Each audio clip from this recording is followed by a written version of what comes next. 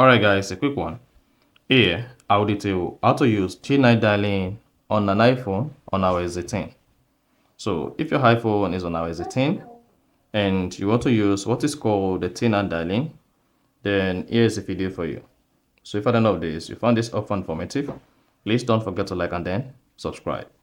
Now, to use T9 dialing on your iPhone, all you just need to do is go ahead and open the phone app. Then once you open the phone app, there is no need to activate the T9 dialing because T9 dialing is turned on automatically on your iPhone. Then go ahead and click on keypad. Once you hit the keypad, then you should see your keyboard like this. Now to use T9 dialing, all you just need to do is decide who you want to put a call through and then type the name based on the alphabet on the screen. So let's say I want to call my woman. So just need to spell out the name of the person you want to call. Then you should see this pop in form of suggestion. Then you have it like this. And if you want to call someone else, let's say I want to call Jasper, just type out the name just like this. Then you're going to see the suggestion come first.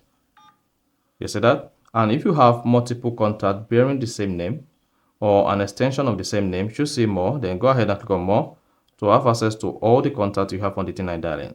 So this works on all contacts on your iPhone. So let's say I want to call my Samsung contact, that is. So I just need to type in the name I use in saving this particular contact on my iPhone, and then you should see suggestion like this. Then if you have multiple contacts with the same extension, then you should see it pop like this, and then you can now go ahead, put a call through to the contact, and then you're good to go. So that is exactly how to use T9 dialing on an iPhone. So if you found this offer informative, please don't forget to like and then subscribe.